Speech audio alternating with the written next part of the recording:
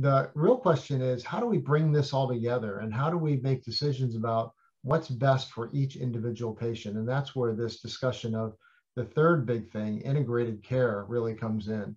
So this concept that these different types of healthcare providers, physicians, dietitians, behavioral psychologists, maybe even psychiatrists, need to work together to develop a collaborative integrated care plan for each individual patient. And we're far from that at the current time, but at places like UCLA, Northwestern, University of Michigan, and I think Atlanta Gastro has very much jumped on board with this as well.